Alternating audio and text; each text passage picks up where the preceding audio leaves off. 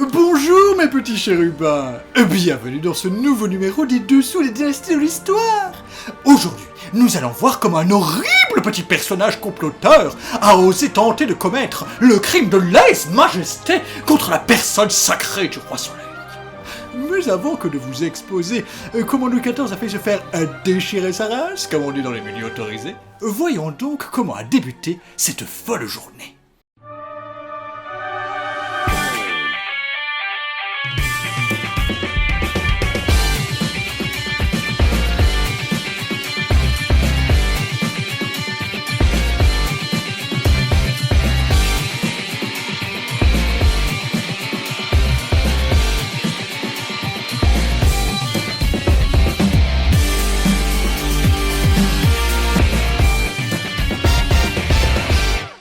Bonjour à tous, nous allons dans cet épisode continuer l'analyse du jeu Versailles en évoquant ces différents chapitres qui suivent le déroulement d'une journée type du roi Soleil Louis XIV. Le jeu, dès la cinématique d'introduction, contient une petite erreur, il y a une confusion dans les horaires du petit et du grand lever. En effet, Bontemps qui, en finissant son analyse de la lettre anonyme, s'exclame « Il est déjà 8h30 », se trompe. C'est à 7h30 que se levait Louis XIV tous les jours. Si je dis que ce jour-là, il y avait un changement d'heure, pour vous qui vivez au XXIe siècle, franchement, ça passe ? La cinématique suivante qui nous fait rentrer dans le jeu est très exacte, même si on peut préciser quelques éléments. C'est Bontemps qui réveille le roi pendant qu'un valet de chambre ouvre les rideaux. Le médecin et parfois le chirurgien du roi viennent en premier s'assurer de la santé du souverain. Ensuite, les plus proches parents de celui-ci entrent dans la chambre. Les décors sont fidèlement reconstitués. Le roi avait un lit à baldaquin entouré d'une balustrade qui délimite l'espace où seuls certains valets peuvent pénétrer. En jouant, on croise différents personnages tels que Mansart, qui est le principal architecte de Versailles. Pourtant, si on cite souvent Levau comme architecte à Versailles, en réalité, il n'y a travaillé que 2 ans, de 1668 à 1670, car il est mort cette année-là. François d'Orbay, l'adjoint de Levau, prend sa place jusqu'en 1678, année durant laquelle Jules Hardouin Mansart prend un rôle de premier plan dans le chantier de Versailles. Il garde le travail de ses prédécesseurs et agrandit le château selon les désirs du roi. Ainsi, un de ses premiers chantiers est celui de la Galerie des Glaces, rien que ça. Il enchaîne avec les ailes du château de 150 mètres chacune, et il ne s'arrête pas là, puisqu'il en construit 2 autres perpendiculaires aux premières, ce sont les ailes des ministres. S'ensuit l'édification des grandes et petites écuries, l'orangerie, le grand Trianon et enfin la chapelle royale. Il ne finit pas ce dernier chantier car il meurt en 1708. Son œuvre est colossale et il a des responsabilités très importantes puisqu'il mobilise jusqu'à 40 000 ouvriers pour ses travaux. Bonjour, Étienne Gravier, inspecteur général de l'URSSAF. Je viens inspecter que tout est en ordre. La sécurité avant tout. Pourriez-vous me sortir la liste nominative et les contrats de travail des 40 000 ouvriers ? Sans oublier l'assurance, la médecine du travail et les goûters des mamans. On croise aussi Lebrun, le principal peintre de Versailles. Il a une véritable équipe autour de lui, ce qui est bien normal, car c'est lui qui s'occupe des décorations de la Galerie des Glaces et de plusieurs autres salons du château. Yo les gars, toi t'attaques au rouleau, toi tu fais au pochoir, et puis moi, je finis à la bombe. Trêve de plaisanterie, c'est tout de même génial de les croiser dès le début du jeu, car on a face à soi des personnages qui sont parmi les grands maîtres d'œuvre des lieux que l'on visite. Comme cela est dit dans la cinématique d'introduction, effectivement le roi continue le petit lever en se faisant coiffer en public. Ensuite, il passe au grand lever qui a lieu à 8h30. Les courtisans disposant du brevet d'affaires sont admis. À ce moment-là, le roi se fait raser en public, et cela tous les 2 jours. Puis il est habillé, le roi dit une prière en compagnie de quelques ecclésiastiques présents. Ceci fait, il se rend au conseil où il discute des questions d'État avec ses ministres. C'est dans ce chapitre du jeu que l'on accède pour la première fois à la fameuse Galerie des Glaces. C'est un lieu qui impressionne déjà par ses dimensions, 70 mètres de long par 10 de large. La galerie compte 17 fenêtres auxquelles répondent 17 arcades recouvertes de miroirs. Au total, il y a 357 glaces. La galerie est pour l'essentiel un lieu de divertissement où sont organisés des bals, mais aussi c'est un lieu de représentation diplomatique en quelques occasions. La décoration du plafond de la galerie est entièrement dédiée à la glorification du règne de Louis XIV. Je vous donne quelques titres évocateurs. Le roi gouverne par lui-même. La résolution prise de faire la guerre de Hollande. La paix et l'abondance. Sa Majesté à la plage. Non, je plaisante pour celui-ci. D'ailleurs, la paix et l'abondance est vraiment un titre mensonger, parce que Louis XIV a tellement fait la guerre qu'il a réduit son pays à la famine.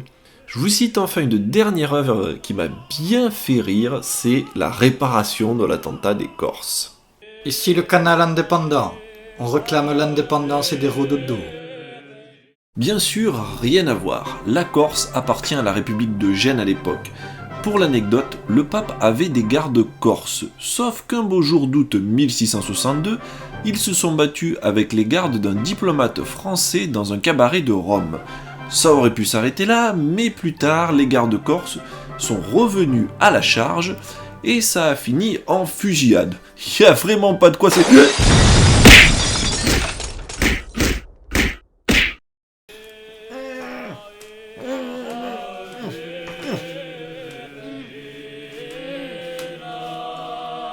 Et oubliez pas les rododos. C'est bon, je peux parler ? Oui, promis, je ne dis plus rien sur les Corses. Bon, reprenons. Cette affaire va très loin, car Louis XIV décide alors d'annexer Avignon et le comtat venessin, terre pontificale à l'époque, parce que le pape ne réagit pas. Le roi ne rend Avignon que 2 ans plus tard, en 1664, suite aux excuses publiques du légat du pape. Le tableau « L'audience du légat » rend compte de cette humiliation dans la Galerie des Glaces. La cinématique d'introduction du chapitre 3 parle brièvement du Conseil du roi. Louis XIV gouverne en effet avec les conseils d'un nombre restreint de ministres, qui ne sont que 3. Michel Le Tellier, marquis de Louvois, le ministre de la guerre, Hugues de Lionne, le ministre des Affaires étrangères, et Jean-Baptiste Colbert, le contrôleur général des finances. Chacun de ces puissants hommes remplissent d'autres hautes fonctions. Il ne faut pas croire que le roi est uniquement là pour donner des ordres à des ministres disciplinés. Il écoute vraiment ses ministres, consulte les dossiers qu'ils ont constitués. C'est l'homme qui dirige l'État le plus peuplé d'Europe. Il est parfois en guerre contre plusieurs puissances à la fois. Il a besoin d'être conseillé. Cependant, il n'est pas rare que le roi refuse des propositions dans le seul but d'affirmer son autorité. Sire, j'ai une super proposition à vous soumettre. Non! Ah d'accord. C'est dans ce chapitre que l'on accède aux différents salons d'apparat. Salon de l'abondance, de Vénus, de Diane, de Mars, de Mercure et d'Apollon. Vous l'aurez remarqué, tous ces noms font référence aux divinités romaines. Il manque d'ailleurs Jupiter et Saturne. Ces salons ont existé, mais ils ont été supprimés pour construire la Galerie des Glaces. Cela a conduit à la création du Salon de la Guerre, qui est aussi présent dans le jeu. C'est à cet endroit que l'on recroise Lebrun dans le chapitre 2, qui est justement en train de peindre les plafonds à cette période. Il termine son ouvrage en 1686. La construction de la Galerie des Glaces a conduit à plusieurs remaniements dans le château. La chambre du roi change par exemple de place. Ce n'était pas celle que l'on voit au début du jeu. Louis XIV dormait auparavant dans le salon d'Apollon, qui devient par la suite la salle du trône. Ce salon garde une forte charge symbolique, puisque le souverain associe son image à celle de la divinité romaine. Nous avons également accès à l'escalier des ambassadeurs dans le chapitre 3. Cet escalier, très impressionnant, n'existe hélas plus aujourd'hui. Il fut détruit sur ordre de Louis XV en 1752 pour faire de la place et construire les appartements de sa fille. Bonjour, cher architecte. Pourriez-vous détruire cet escalier afin de laisser un peu de place aux appartements de ma fille ?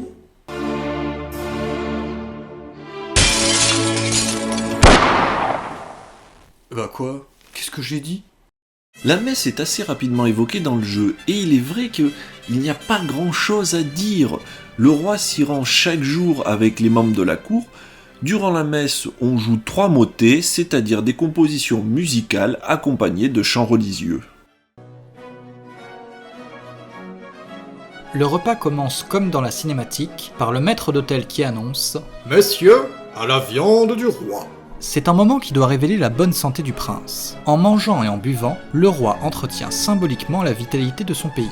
Il doit par conséquent manger beaucoup. Cela tombe très bien, car Louis XIV possède un bon appétit et un estomac de fer. Le roi a ainsi droit à pas moins de 5 services le soir au grand couvert. Ceci s'explique par plusieurs raisons. Il s'agit d'une part d'un homme très actif et sportif qui pratique régulièrement la chasse, mais qui souffre aussi d'autre part du ver solitaire. À défaut d'entretenir la vivacité de son pays, il entretenait celle du ver solitaire. C'est pas faux. Il y a une autre explication. Le roi ne mangeait pas tout sur les 5 services. Il y avait beaucoup de restes. Ainsi, les valets qui s'occupaient de la table revendaient les restes du repas royal. Mesdames et messieurs, approchez, approchez. J'ai ici d'authentiques restes du repas du roi. Mangez royalement, mangez royal, mangez comme à la cour de Versailles. J'ai ici des demi-asperges, du poulet à demi consommé, j'ai des coquilles d'huîtres et même du faisan faisandé. Le repas n'échappe pas au cérémonial de cour. Pour les horaires, tout est réglé, le dîner a lieu à 13h et le souper à 20h. Seuls sont présents à la table du roi ses proches parents, pendant que le reste de la cour assiste debout au repas du souverain. Seules les duchesses ont le droit d'être assises sur un tabouret pliant. Le fait que le repas soit public n'est pas sans poser certains problèmes de sécurité. Un autre élément est important dans le cérémonial des repas du roi, c'est la nef. Mais qu'est-ce donc, me direz-vous ? C'est un plat dans lequel se trouve ce qu'on va servir à la table du roi. Il s'appelle la nef car il a la forme d'un navire dématé. C'est un objet quasi sacré. Lorsque la nef passe, les hommes se découvrent et les femmes font une révérence. Autant dire que la nef, ils en faisaient tout un plat. La ferme ! Oui, je sais, elle est bateau. Le spectacle qu'offre le roi en mangeant nous paraîtrait aujourd'hui des plus étranges. Louis XIV a interdit les fourchettes, donc à table on mange avec les mains et à l'aide d'un couteau. À la fin de sa vie, le roi n'a plus de dents. Ça résout la question, il buvait de la soupe. Approchez, mesdames et messieurs, venez, venez. J'ai ici d'authentiques restes du repas du roi. Soupe au potiron, velouté de poireaux, soupe d'asperges. Mais partez pas! L'essentiel du travail du roi consiste à consulter les dossiers de ses ministres et il y consacre plusieurs heures par jour.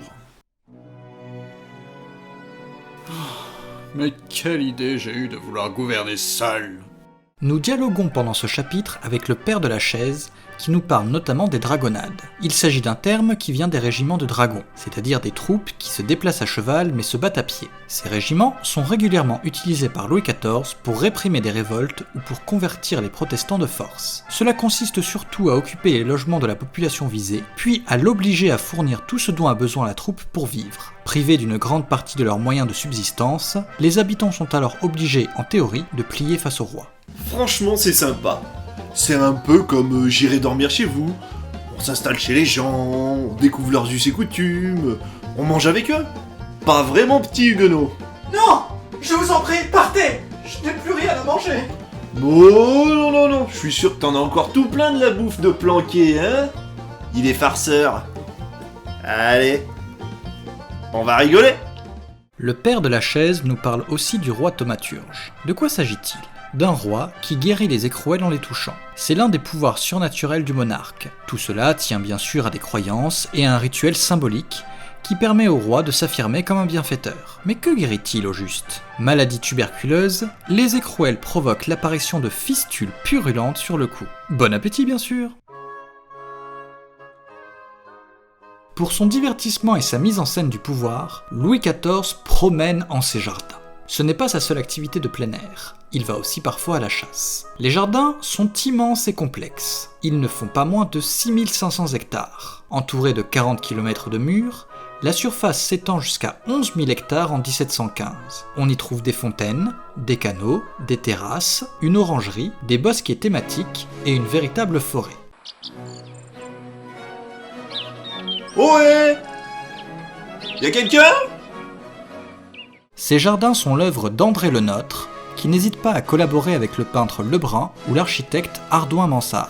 On le croise d'ailleurs au pied de l'escalier des 100 marches. Dans la cinématique qui introduit ce chapitre, il est dit que le roi est très attentif à l'avancement des chantiers, ce qui est tout à fait vrai. Il intervient en effet souvent pour faire des remarques, surveiller le travail des ouvriers, et il n'hésite pas à faire détruire des murs qui ne lui conviennent pas. Louis XIV aime voir planter des végétaux, et il se fait plaisir, car 130 000 arbres sont mis en place à Versailles entre 1668 et 1672.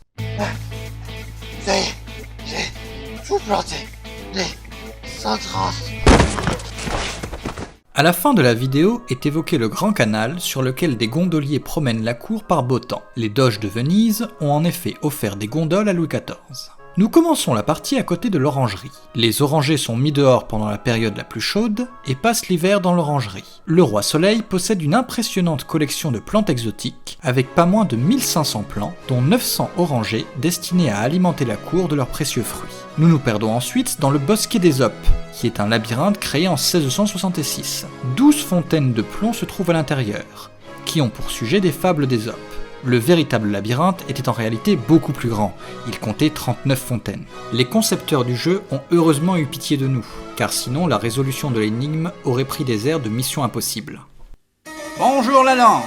Votre mission d'aujourd'hui, si vous l'acceptez, sera de sauver Louis XIV d'un attentat.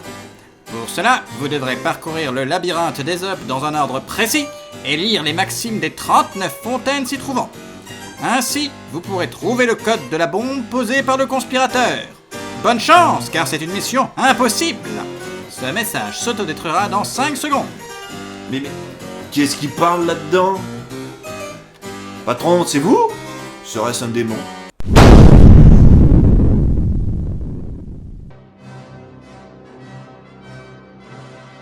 Nous avons déjà évoqué le dîner, donc je passe pour le souper. Comme il est dit dans la petite vidéo d'introduction du chapitre, le roi respecte encore et toujours un certain protocole pour aller se coucher, et notamment une personne est désignée pour avoir l'honneur de porter le bougeoir, c'est-à-dire d'éclairer le roi lorsqu'il va se coucher. Dans le jeu, c'est le marquis de Scaparella qui a cet honneur, et c'est lui le complotiste. Il a été inventé de toutes pièces et son nom est une blague en soi, puisque scappare veut dire s'échapper en italien et il saute par la fenêtre. Dernière petite chose à propos du jeu, la bombe que l'on désamorce a une dimension ridicule. La poudre noire à l'époque a un pouvoir explosif très faible, il en faudrait des quantités énormissimes pour raser le château de Versailles. Voilà, c'est la fin de cette vidéo, j'espère qu'elle vous aura permis de vous instruire. Et ce n'est pas fini car je vous propose une 3e vidéo sur le jeu Versailles afin de vous donner des infos complémentaires sur Louis XIV, sur le château et sur plein d'autres personnages du jeu. Donc n'hésitez pas à vous abonner, à liker et à bientôt. Chers téléspectateurs, vous savez maintenant comment le roi Soleil a déjoué l'odieux complot, évitant ainsi d'être éparpillé aux 4 coins de Versailles façon puzzle. Je vous propose de nous suivre dans notre prochain numéro des Dessous des dynasties de l'histoire, afin d'en apprendre plus sur les combats et les guerres de Louis XIV, sur son plus fidèle serviteur, Alexandre Bontemps, ainsi que sur les arts à Versailles. À très bientôt!